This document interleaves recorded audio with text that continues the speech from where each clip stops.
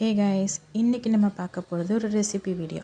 கூட்டாஞ்சோறு எப்படி செய்கிறதுன்னு பார்க்கலாம் வாங்க. அதுக்கு ஒரு பாத்திரத்தில் தண்ணி வச்சு தண்ணி நல்லா சூடானதும் அரிசியும் துவரம் பருப்பும் நல்லா வாஷ் பண்ணி அதில் சேர்த்துக்கோங்க.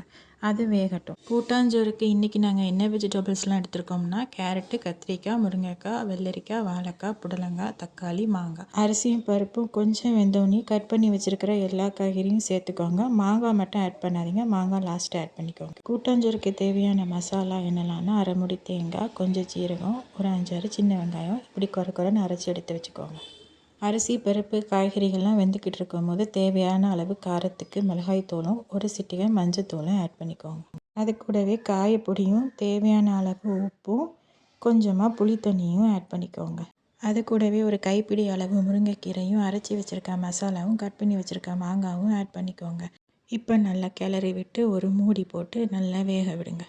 10 நிமிஷத்தில் காய், அரிசி, பருப்பு எல்லாமே வெந்து வந்துடுங்க. நல்லா வெந்ததுக்கு பிறகு தாளிப்பு சேர்த்து சுட சுட பிளேட்டில் எடுத்து வச்சு 2 பப்படம் வச்சு மாங்காய் ஊறுகாய் வச்சு சாப்பிட்டா அற்புதமாக இருக்குங்க.